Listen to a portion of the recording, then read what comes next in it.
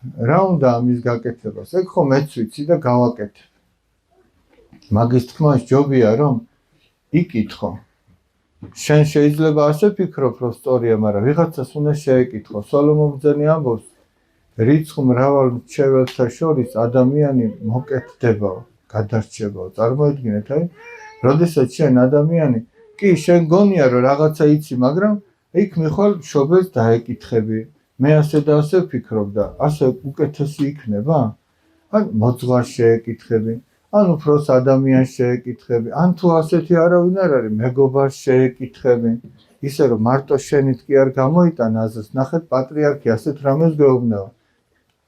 ჩვენ უძვირფასესი პატრიარქი გვეუბნება, რომ ჩვენ უნდა ვისწავლოთ ანალიტიკური აზროვნება. კატეგორიული აზროვნება კი არა, კატეგორიული აზროვნება რა არის? მე ასე მგონია და მორჩა. მე ასე გავაკეთებ, მე ასე ვიცი და მეტი არავის არ უსმენ.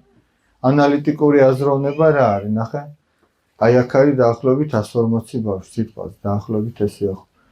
ერთ შეეკითხები, მეორეს, მესამეს, მეათეს. შენ კი არ ყველა ჭკუაზე კი არ დადიხარ. ახლა ვიღაცას გონია რომ მაგას ჭკუაზე რა თუნდა გავიარო, არა? შენ ყველას შეეკითხები, ნუ ყველას რა, ვისაც გონია რომ ცოტა ჭკვიანური აზრი ექნება. მერე ამ ყველაფერს აწონ-დაწონი. შენს აზრთანაც, ბარბარიც აქ ყოფილა კიდე დავი. შენს აზრთანაც შეათანხმებ და საერთო ჯამში გამოიყვან იმას, რაც უკეთესია. და ეგ არის ანალიტიკური აზროვნება. გესმის? ის კი არა მე მაგარი ვარ, მე ვიცი და სხვას არ მოусმინო. ყველას უნდა მოусმინო და ბოლოს შენ უნდა გამოიტანო დასკვნა, იმიტომ რომ არჩევანს შენ აკეთებ.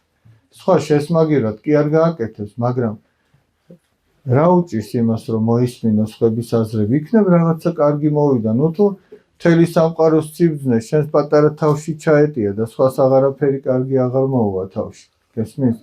ასე რომ სხვისი აზრი უნდა დააფასო, გამოიყენო და უნდა დააკვირდე, იქნებ კარგ რამეს გეუბნება.